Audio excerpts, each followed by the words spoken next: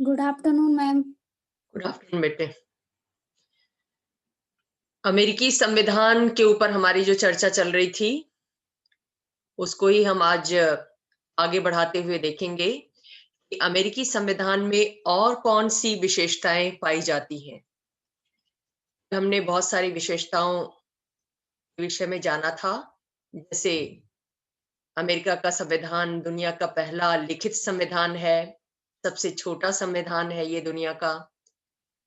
संविधान की सर्वोच्चता इसमें स्थापित की गई है और ये लोकप्रिय संप्रभुता पर आधारित संविधान है।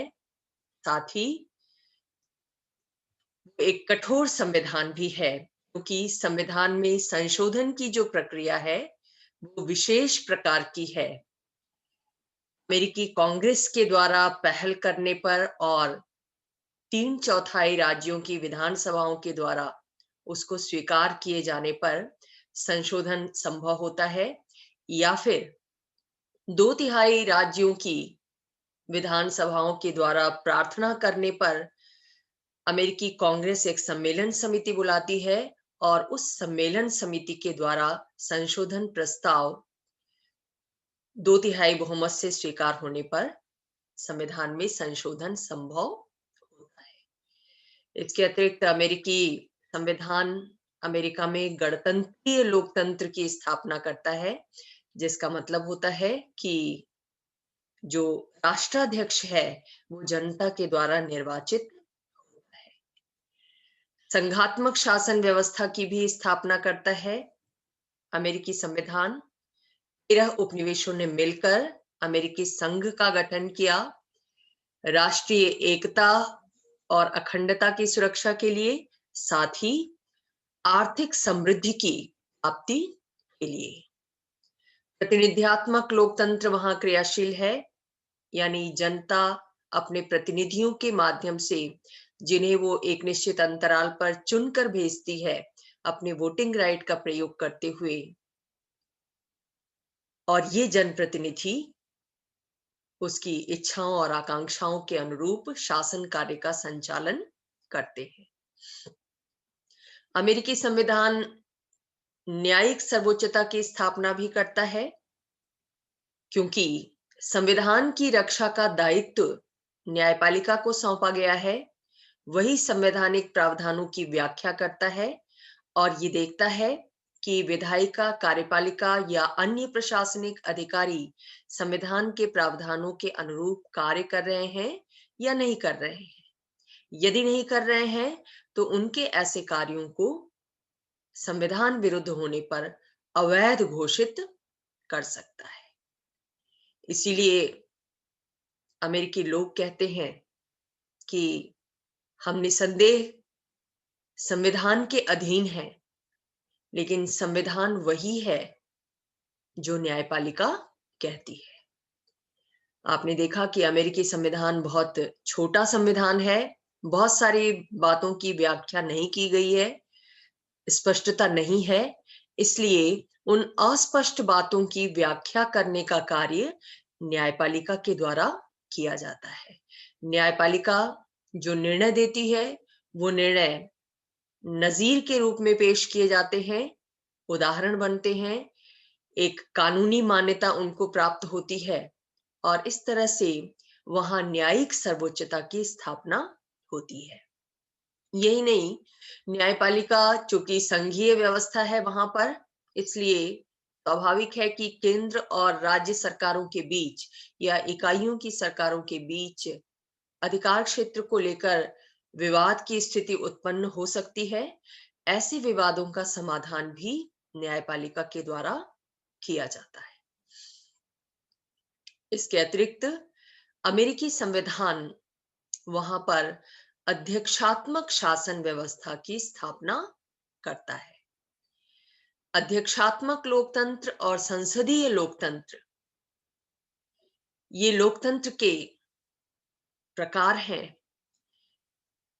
ब्रिटिश संविधान जहां संसदीय लोकतंत्र की स्थापना करता है, वहीं अध्यक्षात्मक लोकतंत्र अमेरिका के संविधान की विशेषता है।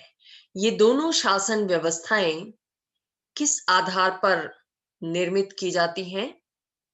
विधायिका, कार्यपालिका और न्यायपालिका के आपसी संबंधों की दृष्टि से लोकतंत्र का ये प्रकार विकसित हुआ है।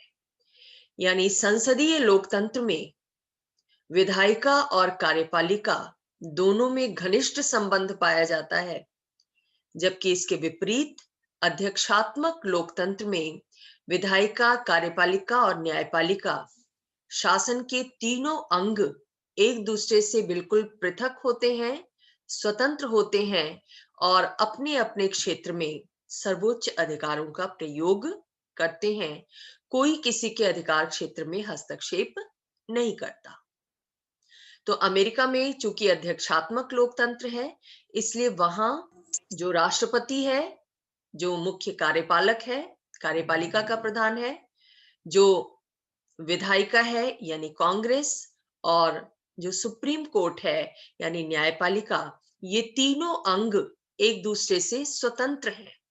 कैसे स्वतंत्र हैं कि कांग्रेस का गठन स्वतंत्रता पूर्वक होता है संविधान द्वारा निर्धारित प्रक्रिया के अनुसार। 2 सदन है उसके, हाउस ऑफ रिप्रेजेंटेटिव्स पहला सदन है और सीनेट दूसरा सदन है। दोनों सदनों के कार्यकाल संविधान के द्वारा फिक्स्ड है। राष्ट्रपति जो कि कार्यपालिका का प्रधान है, उसका कार्यकाल भी संविधान के द्वारा नियत है। 4 वर्ष के लिए चुना जाता है अमेरिकी राष्ट्रपति, और 4 वर्ष की अवधि से पहले उसे उसके पद से आसानी से नहीं हटाया जा सकता। सिर्फ महाभियोग की प्रक्रिया के आधार पर ही हटाया जा सकता है, और ये महाभियोग की प्रक्रिया कांग्रेस के द्वारा शुरू की जाती है। कांग्रेस का जो दूसरा सदन है सीनेट, वो अगर 2/3 बहुमत से राष्ट्रपति के विरुद्ध लगाए गए महाभियोग आरोप की जांच करती है और 2/3 बहुमत से उसको पुष्टि प्रदान करती है, तो ही राष्ट्रपति को अपना पद छोड़ना पड़ता है। अन्यथा 4 वर्ष की अवधि के लिए उसका निर्वाचन होता है, दोबारा फिर वो 4 वर्ष के लिए चुना जा सकता है। आप फर्क देख रहे हैं कि कैसे संसदीय व्यवस्था में जो कार्यपालिका होती है यानी प्रधानमंत्री और मंत्रिमंडल, उसका कार्यकाल निश्चित नहीं होता। वो किस पर निर्भर करता है? संसद के विश्वास पर निर्भर करता है। जब तक संसद का मंत्रिमंडल में विश्वास होता है, तब तक प्रधानमंत्री और मंत्रिमंडल अपने पद पर बने रहते हैं। जिस दिन संसद अविश्वास का प्रस्ताव पास कर देती है, मंत्रिमंडल को त्यागपत्र देना होता है। इसलिए संसदीय व्यवस्था में कार्यपालिका का कार्यकाल निश्चित नहीं होता, जबकि अध्यक्षात्मक व्यवस्था में कार्यपालिका का कार्यकाल पूरी तरह निश्चित होता है।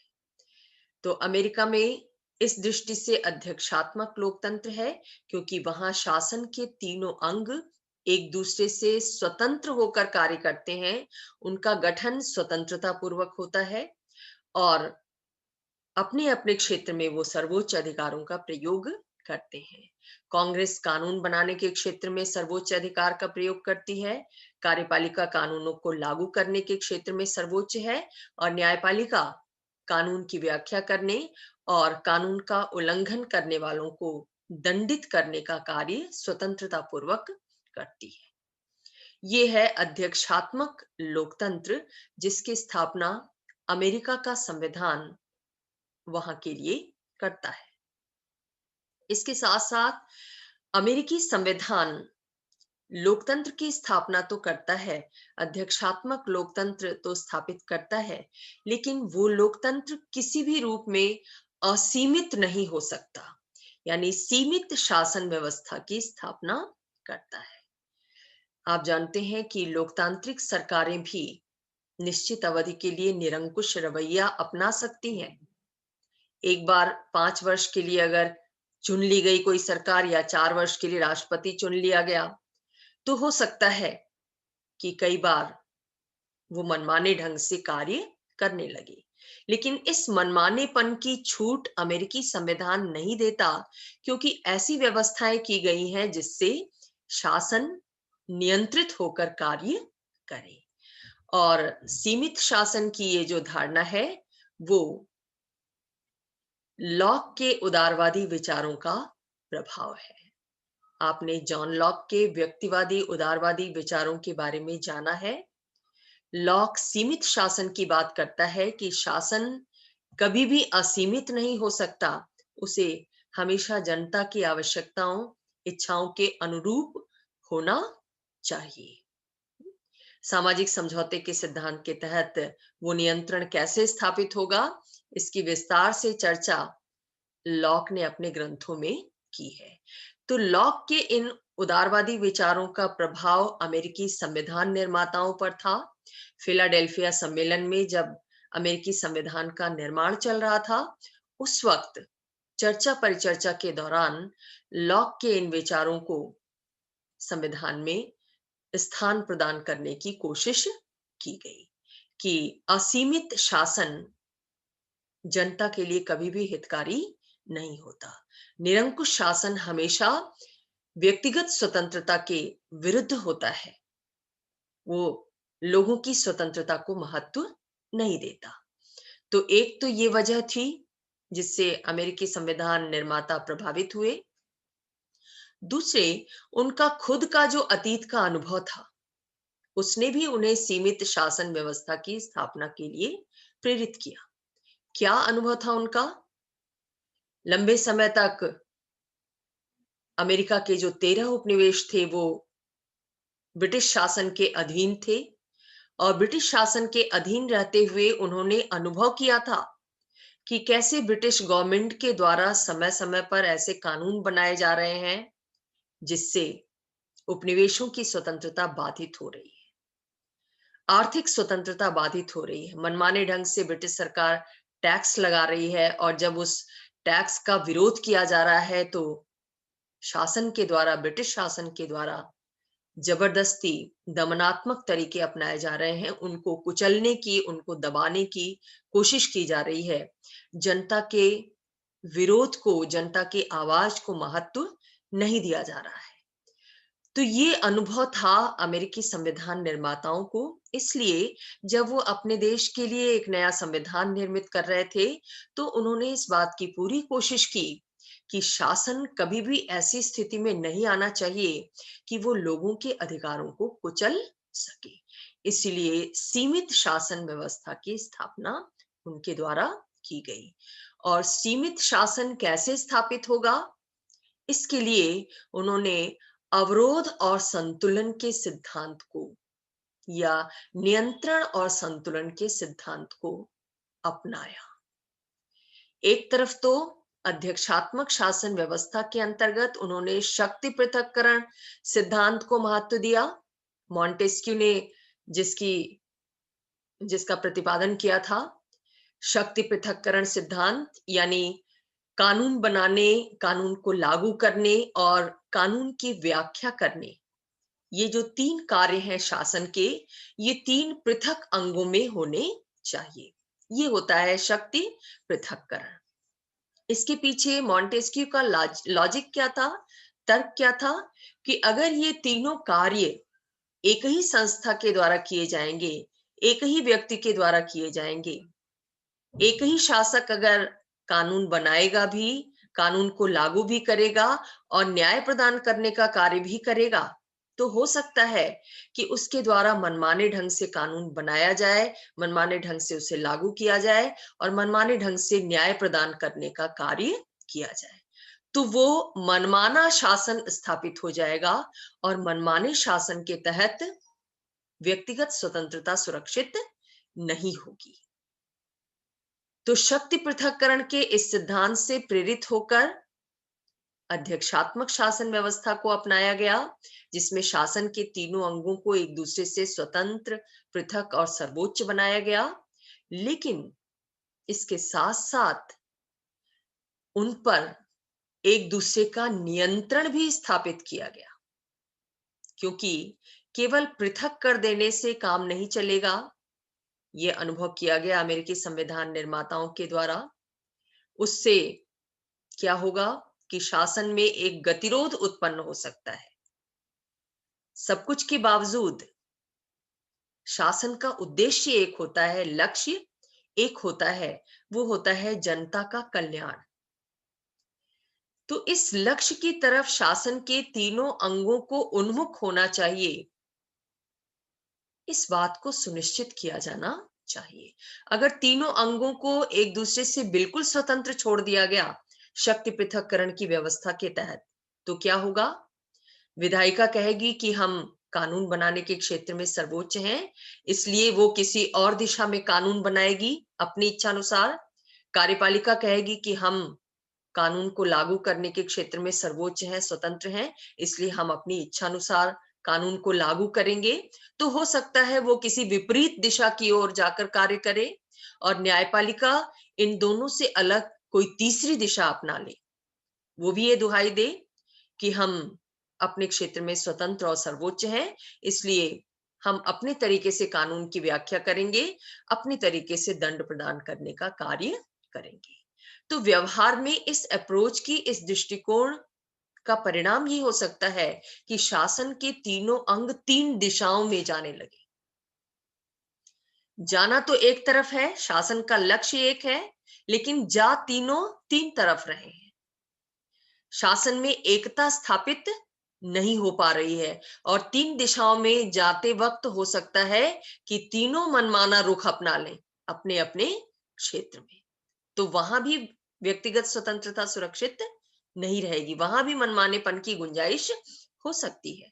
इसीलिए अमेरिकी संविधान निर्माताओं ने शक्ति पृथक्करण और अध्यक्षात्मक शासन के साथ साथ नियंत्रण और संतुलन के सिद्धांत को अपनाया, जिसका मतलब ये है कि हर अंग का दूसरे अंग पर नियंत्रण स्थापित किया गया है ताकि शासन व्यवस्था में संतुलन बना रहे। जैसे एग्जाम्पल के तौर पर आप ले सकते हैं कि राष्ट्रपति कार्यपालिका का प्रधान है और उसका कार्यकाल निश्चित है, वो अपने क्षेत्र में स्वतंत्र और सर्वोच्च है, लेकिन राष्ट्रपति के द्वारा जो महत्वपूर्ण कार्य किए जाते हैं, मसलन उसके द्वारा विदेशों से संधियां की जाती हैं, दूसरे राष्ट्रों के साथ संधियां और समझौते किए जाते हैं।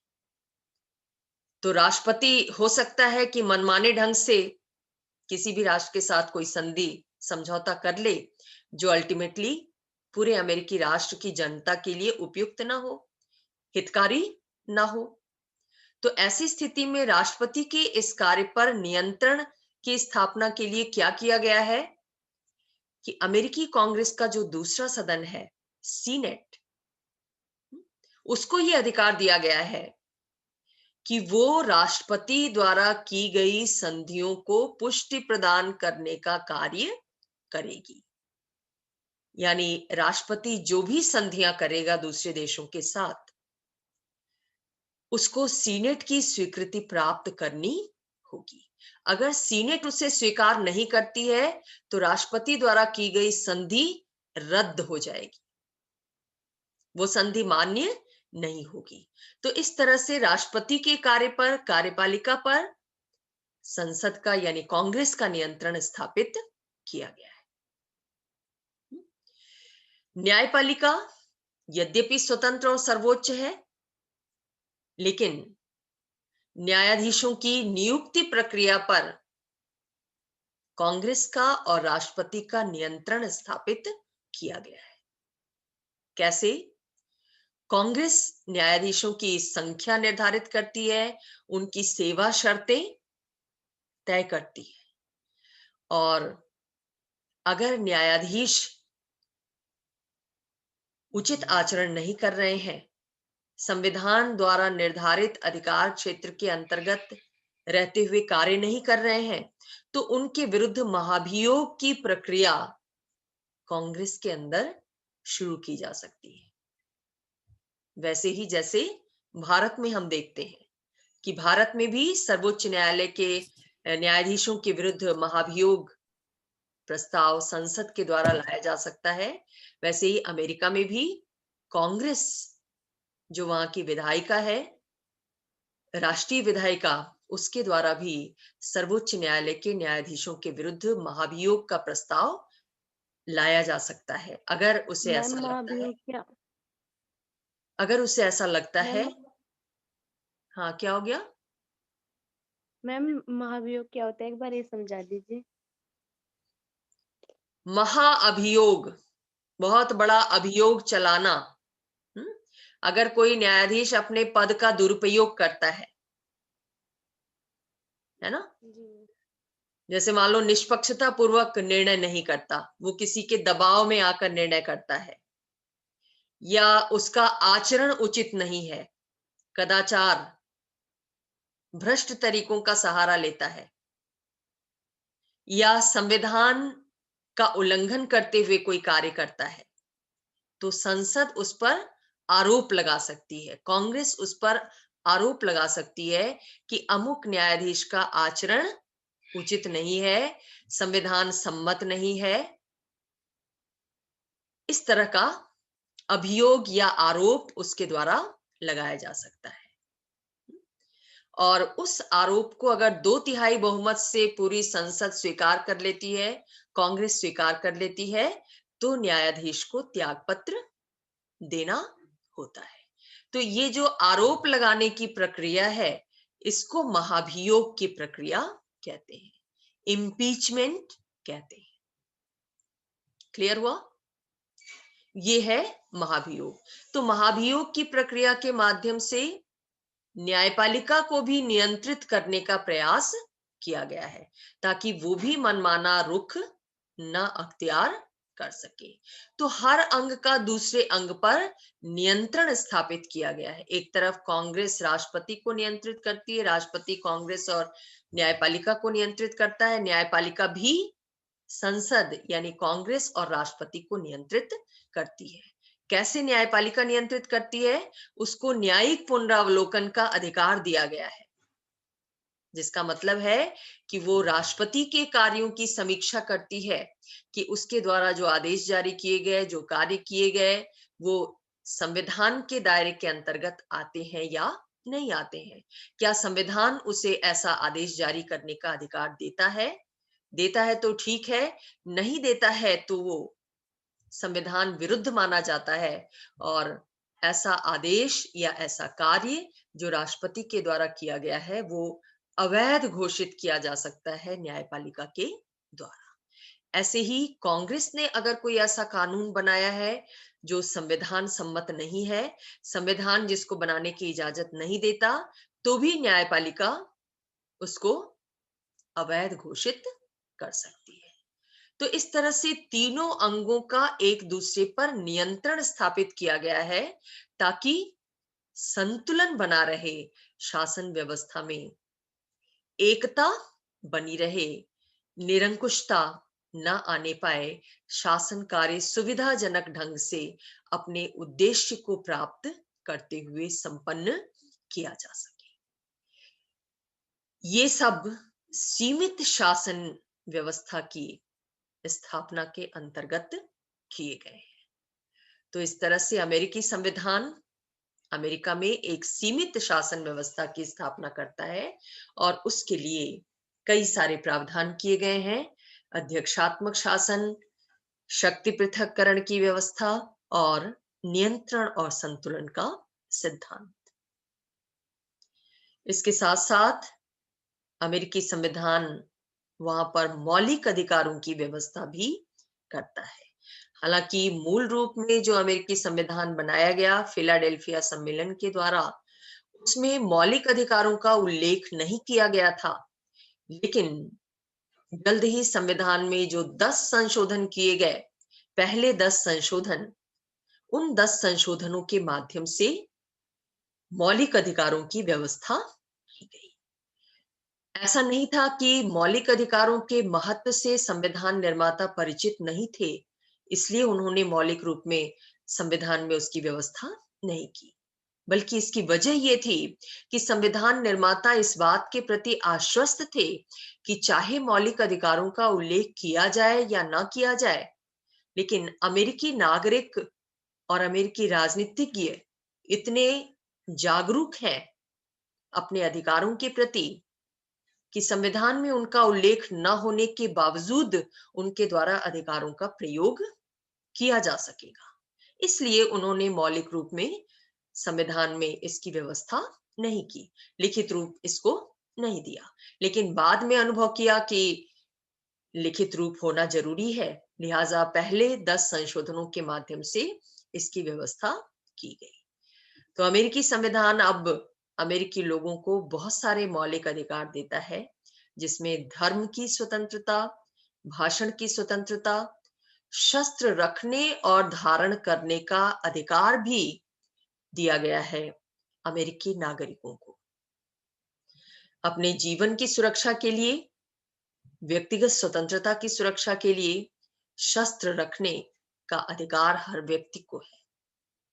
हालांकि कई बार इसका दुरुपयोग भी देखने को मिलता है।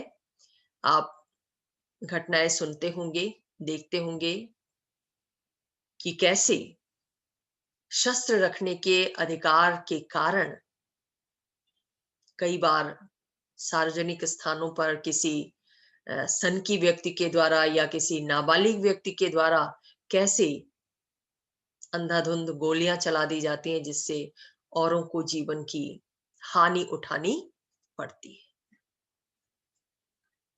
लेकिन ये अधिकार एक फंडामेंटल राइट है अमेरिकी संविधान के तहत। व्यक्तिगत स्वतंत्रता का अधिकार दिया गया है और निष्पक्ष न्याय का अधिकार अमेरिकी नागरिकों को प्रदान किया गया है। हर नागरिक को इस बात का अधिकार है कि जो न्याय उसे मिले, उस न्याय में किसी तरह का पक्षपात नहीं होना चाहिए और हर व्यक्ति को अपनी इच्छा अनुसार, योग्यता अनुसार संपत्ति अर्जित करने, उसका उपभोग करने, उसका संरक्षण करने का पूरा पूरा अधिकार होना चाहिए। पूरा पूरा अधिकार है, ऐसा अमेरिकी संविधान व्यवस्था करता है। हमारे देश में जो मौलिक अधिकार दिए गए हैं, उनमें संपत्ति का अधिकार मूलतः दिया गया था, लेकिन बाद में इसे मौलिक अधिकारों की श्रेणी से हटा दिया गया और अब ये केवल एक सामान्य कानूनी अधिकार है। लेकिन अमेरिका में ये अब भी मौलिक अधिकार है, यानी अगर किसी व्यक्ति के संपत्ति के अधिकार का उल्लंघन होता है, तो वो उस उल्लंघन को रोकने के लिए न्यायपालिका में पहुंच सकता है और न्यायपालिका से निष्पक्ष न्याय की उम्मीद, न्याय की मांग कर सकता है।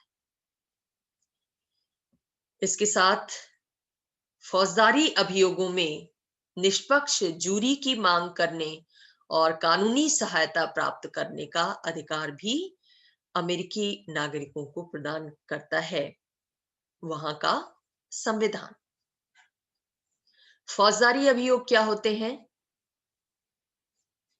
लड़ाई झगड़े, हत्या, लूट, आगजनी, इनसे संबंधित जो अभियोग होते हैं, जो मुकदमे होते हैं, उनको फौजदारी मुकदमे कहते हैं।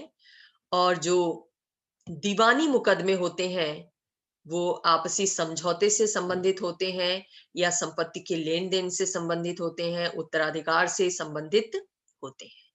तो दीवानी अभियोगों में तो नहीं, लेकिन फौजदारी अभियोग में हर नागरिक को, अगर कोई नागरिक जिस पर फौजदारी का आरोप लगा हुआ है, मुकदमा चल रहा है और उस मुकदमे में जो निर्णय होता है, न्यायपालिका के द्वारा जो निर्णय दिया जाता है, उस निर्णय से अगर वो व्यक्ति संतुष्ट नहीं है, उसे लगता है कि उसके साथ न्याय नहीं हुआ, तो वो न्यायपालिका से इतर एक निष्पक्ष जूरी की मांग कर सकता है।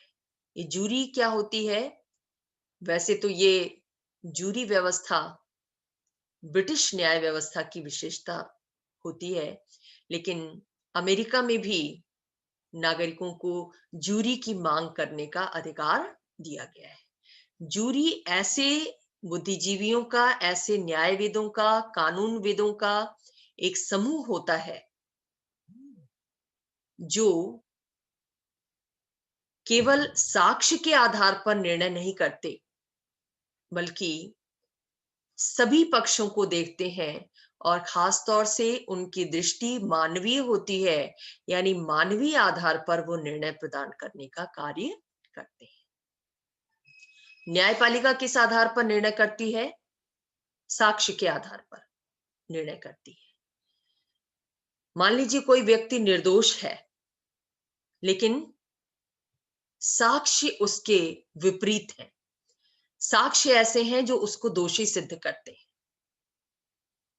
कई बार आपने देखा होगा कि किसी व्यक्ति ने हत्या नहीं की, बचाने गया किसी व्यक्ति को, लेकिन बचाते समय जिस हथियार से हत्या की गई वो हथियार उसके हाथ में आ गया और उस हथियार पर उसके फिंगरप्रिंट्स आ गए और उस हथियार को उसके फिंगरप्रिंट्स के साथ न्यायपालिका में पेश किया गया।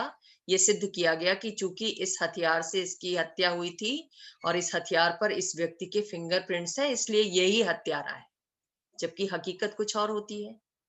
तो न्यायपालिका तो सिर्फ उस साक्ष्य को देखता है और उस साक्ष्य के आधार पर निर्णय करता है। जूरी सिर्फ साक्ष्य नहीं देखती, वो अन्य परिस्थितियों का, अन्य स्थितियों का भी अवलोकन करती है और तब जाकर मानवीय आधार पर निर्णय प्रदान करने का कार्य करती है।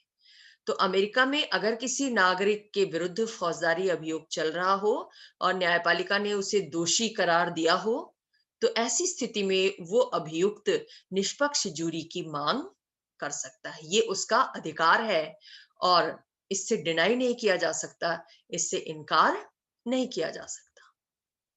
साथ ही अगर कोई व्यक्ति, अगर कोई अभियुक्त इस बात के लिए सक्षम नहीं है कि वो खुद वकील कर सके, वकील की फीस दे सके, तो ऐसी स्थिति में वो कानूनी सहायता प्राप्त करने का अधिकारी है।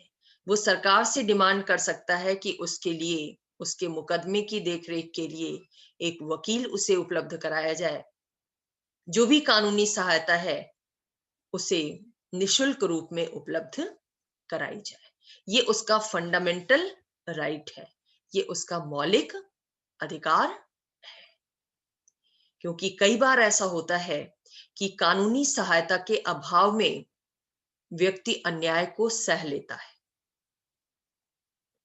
तो ये अन्याय उसे ना सहना पड़े, इसके लिए अमेरिकी संविधान हर नागरिक को कानूनी सहायता प्राप्त करने का अधिकार भी देता। दोहरी नागरिकता की व्यवस्था की गई है अमेरिकी संविधान के द्वारा। एक तो राष्ट्रीय नागरिकता, अमेरिका की नागरिकता, और दूसरे उस प्रांत की नागरिकता जिस प्रांत का निवासी है वो व्यक्ति।